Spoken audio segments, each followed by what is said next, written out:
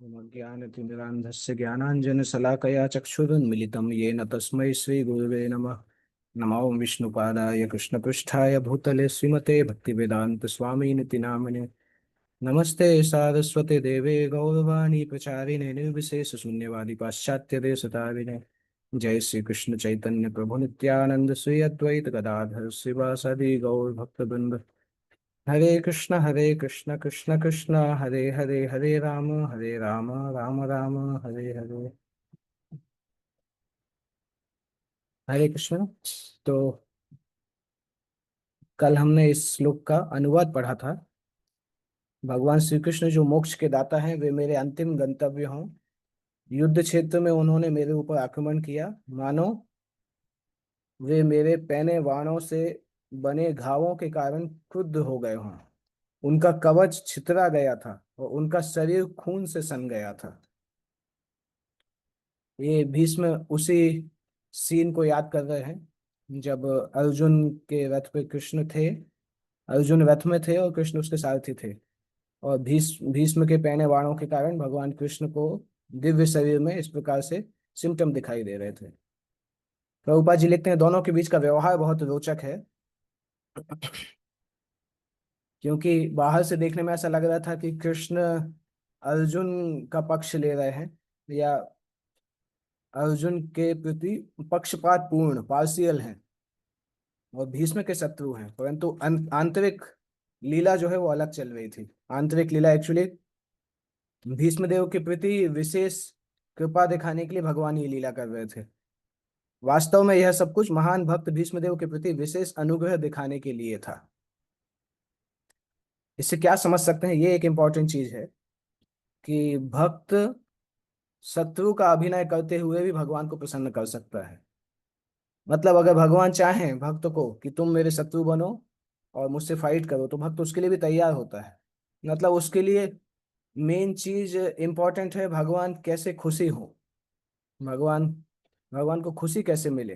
वो उसके लिए इतना इंपॉर्टेंट होता है कि भक्त बाकी कोई चीज सोचते ही नहीं है। उसके लिए मेन होता है कि भक्ति की भगवान की खुशी होनी चाहिए। और भगवान का भी रेसिप्रोकल इस तरह से होता है, भगवान उस प्रकार की खुशी भक्तों को प्रदान करते हैं। तो भीष्मदेव यहाँ पर बाहर से देखने में शत्रु पक्ष जैसे लग रहे हैं, परंतु तब भी महान भक्त हैं, भगवान को प्रसन्न कर रहे हैं। क्योंकि भगवान एब्सोल्यूट हैं, इसलिए शत्रु वेश में भी भगवान अपने भक्त से सेवा ग्रहण कर सकते हैं। एक्चुअल में उनका कोई शत्रु होता ही नहीं, क्योंकि सभी, चाहे राक्षस हो चाहे देवता हो, सभी भगवान के पुत्र के समान है, मित्र मतलब अंश के समान है। क्योंकि आत्मा तो सभी के अंदर सेम ही है।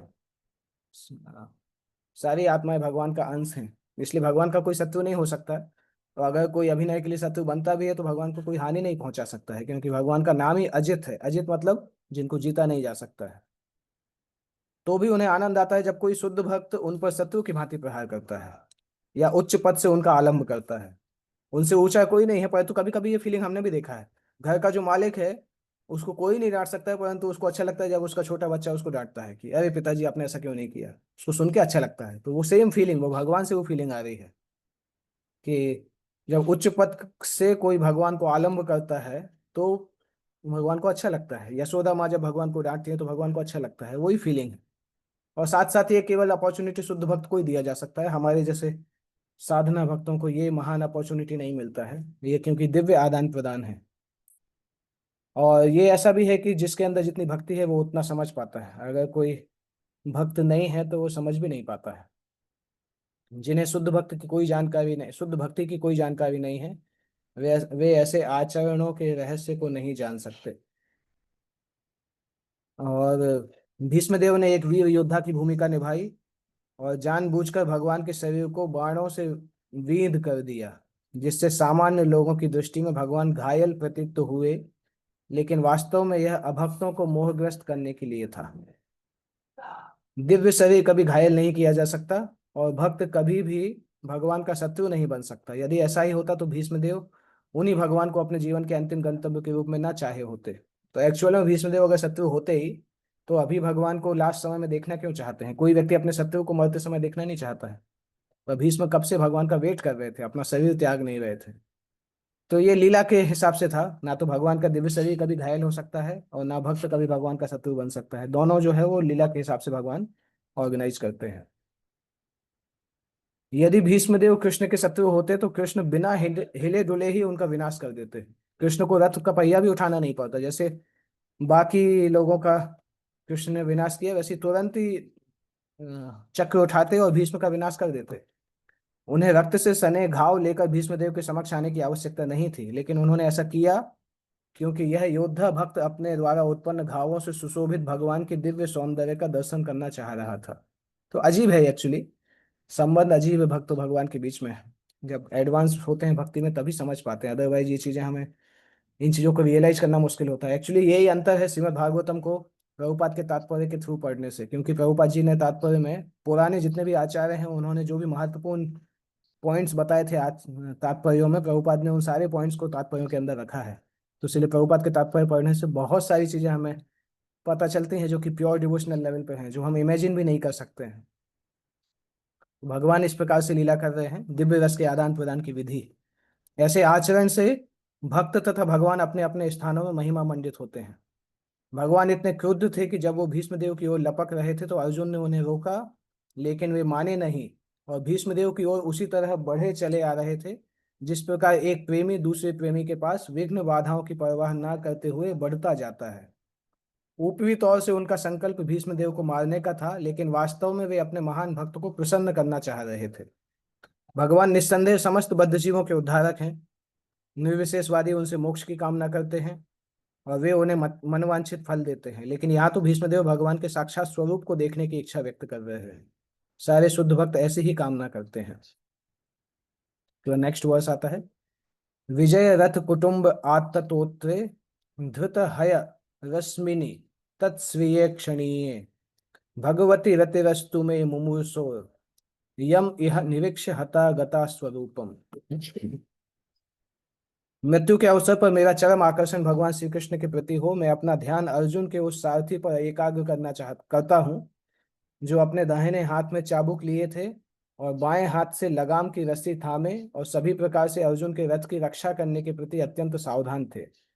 जिन लोगों ने कुरुक्षेत्र के युद्ध स्थल में उनका दर्शन किया उन सभी ने मृत्यु के बाद अपना मूल स्वरूप प्राप्त कर लिया। मृत्यु के बाद जब उनकी मृत्यु हुई तो मुक्ति को प्राप्त कर लिया, मूल स्वरूप जो उनका था वहां वो प्राप्त कर लिया। तो भगवान के उसी सारथी रूप को वो ध्यान कर रहे हैं, एकाग्र कर रहे हैं अपने आप को। दाहिने हाथ में चाबुक लिए, बाएं हाथ से लगाम की रस्सी थामे और अर्जुन के रथ की रक्षा करने के लिए बहुत सावधान थे, दृढ़ प्रतिज्ञ थे। और उस रूप में भगवान को जिन जिन लोगों ने भी देखा कुरुक्षेत्र में, मृत्यु के बाद उनको मूल स्वरूप प्राप्त हो गया। तो ये रूप जो है पार्थ सारथी रूप कहलाता है, जो भगवान का एक नित्य रूप है। और भीष्मदेव इस रूप को हमेशा दर्शन करते रहते हैं। भगवान के शुद्ध भक्त हमेशा भगवान की उपस्थिति का दर्शन करते हैं और भगवान से संबंधित रहते हैं। और ऐसे शुद्ध भक्त का लक्षण रहता है कि वो भगवान को क्षण भर के लिए भी नहीं भूल सकते। शुद्ध भक्त के अलावा कोई व्यक्ति ऐसा नहीं कर सकता है कि हमेशा भगवान को याद कर सके, क्योंकि हम जिसको प्रेम करते हैं उसी को हमेशा याद कर सकते हैं। अगर उतना प्रेम नहीं है तो हमेशा याद नहीं कर पाएंगे। जैसे योगी ट्राई करता है, एक योगी जो है वो अपनी इंद्रियों को समस्त अन्य व्यापारों से हटाकर परमात्मा में एकाग्र करने का प्रयास करता है और समाधि प्राप्त करता है। तो भक्ति योगी जब ऐसा करता है तो वो कर पाता है। और सामान्य योगी को प्रैक्टिस करके भक्ति के स्तर तक आना होता है। भक्त तो भगवान के साकार रूप के साथ साथ उनके नाम यश लीलाओं का स्मरण करते हुए सहज ही समाधि प्राप्त कर लेता है। इसलिए सामान्य योगी और भक्त की एकाग्रता एक स्तर पर नहीं होती। योगी की एकाग्रता यांत्रिक होती है, यांत्रिक मीन्स मैकेनिकल, जबकि शुद्ध भक्त की एकाग्रता प्रेम के द्वारा होती है। योगी को उसमें मेहनत करना पड़ता है और भक्त के लिए प्रेम होता है तो नेचुरल रिमेम्बरेंस आता है, प्रेम के कारण नेचुरली याद आता है। शुद्ध भक्त की एकाग्रता शुद्ध प्रेममय तथा नैसर्गिक स्नेह युक्त सहज भाव होता है। भीष्मदेव शुद्ध भक्त थे और सेना नायक के रूप में वे निरंतर पार्थ सारथी के रूप में भगवान के युद्ध वाले स्वरूप का स्मरण कर रहे थे। अतः ये पार्थ सारथी के रूप में भगवान की लीला भी शाश्वत है। भगवान का ये पार्थ सारथी का रूप शाश्वत रूप है।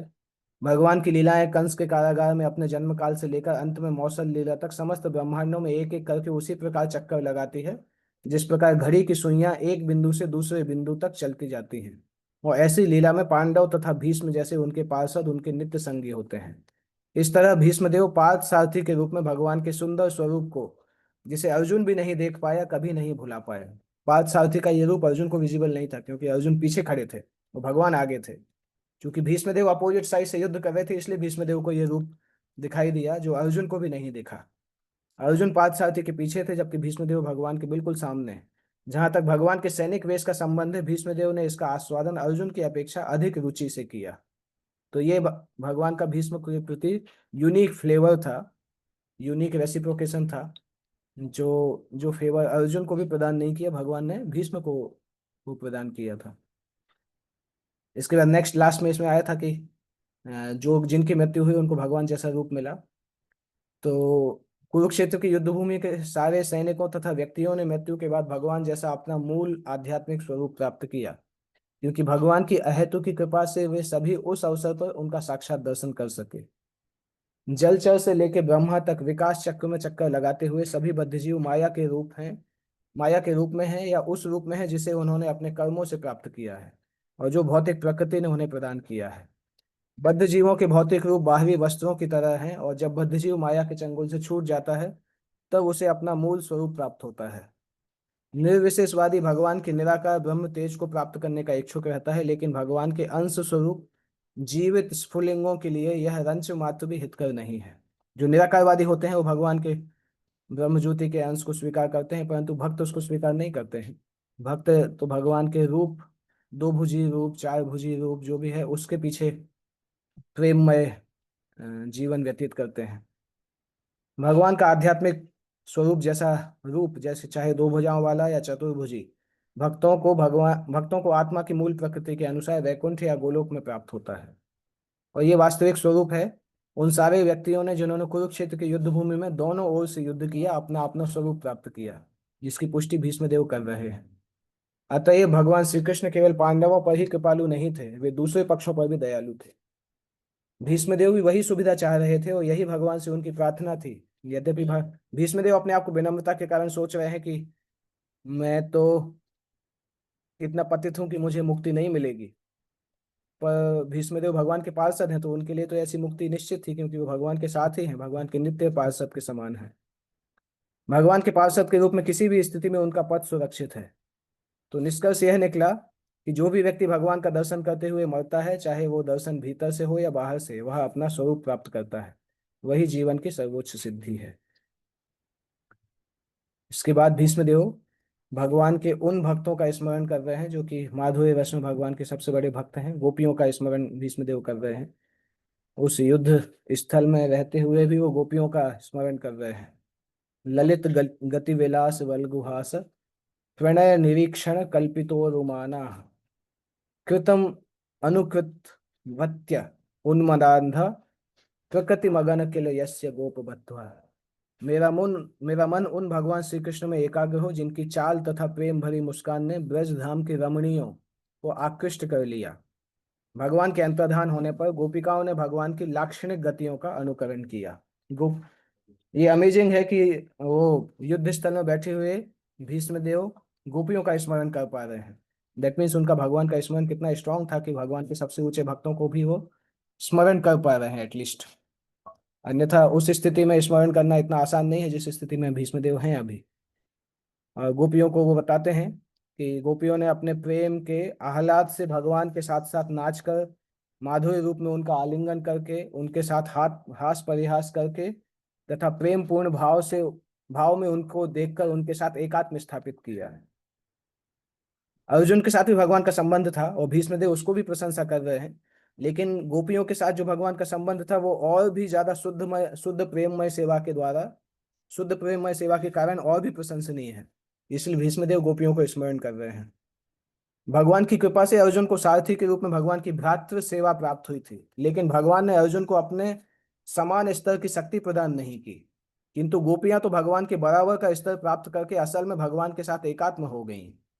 भीष्म द्वारा गोपियों के स्मरण उनकी इस आकांक्षा की एक प्रार्थना है जिससे उन्हें जीवन की अंतिम अवस्था में गोपियों की कृपा भी प्राप्त हो सके। गोपियां पूरे क्रिएशन, भौतिक आध्यात्मिक संसार में भगवान की सबसे ऊंची भक्त हैं, और भीष्म इस अवस्था में गोपियों का स्मरण कर रहे हैं। दैट मीन्स भीष्म की इच्छा है कि गोपियों की कृपा उनको प्राप्त हो सके, जिससे भीष्म भगवान की भक्ति में हमेशा लगे रहें। ये भीष्म की आकांक्षा है। भगवान अपने शुद्ध भक्तों को महिमा मंडित होते देखकर अधिक प्रसन्न होते हैं। इसलिए भीष्मदेव ने केवल अर्जुन के कृत्यों का ही यशोगान नहीं किया, अपितु गोपियों का भी स्मरण किया, जिन्हें भगवान की प्रेममयी सेवा करने के कारण भगवान की अद्वितीय कृपा प्राप्त हो सके। भगवान के साथ गोपियों की समता कभी भी निराकारवादी निर्विशेषवादी लोग नहीं समझ सकते हैं, क्योंकि वो सायुज्य मोक्ष के बारे में जानते हैं, परंतु गोपियां भगवान के साथ इच्छाओं में एक हो चुकी थी। भगवान की जो विल थी, भगवान की जो इच्छा थी, उसको गोपियों ने पूरी तरह से समझ लिया था। तो इसलिए उनका तादात्म्य ऐसा हो रहा था कि गोपियां परफेक्टली सिंक थी भगवान के साथ, गोपियों की इच्छाएं। ये समता पूर्ण आह्लाद की है, जहां अंतर पूर्णतया मिट जाता है, क्योंकि प्रेमी प्रेमिका के हित आपस में जुड़ जाते हैं। दोनों की जो डिजायर्स हैं वो एक हो जाती हैं, इसलिए उनके बीच में तादात्म्य स्थापित हो जाता है। और गोपियां इसमें अनपैरेलल हैं। पूरे भौतिक आध्यात्मिक क्रिएशन में कोई ऐसा नहीं है जिसकी भक्ति गोपियों के साथ तुलनीय हो। इसलिए भीष्मदेव उनकी प्रार्थना कर रहे हैं गोपियों से कि जिस तरह गोपियां शुद्ध भक्ति प्राप्त कर सके, उसी तरह से भीष्म भी भगवान से जिस रस में संबंधित हैं, उस रस में भगवान की शुद्ध भक्ति को प्राप्त कर सकें। इस तरह से भीष्म यहाँ पर प्रार्थना कर रहे हैं।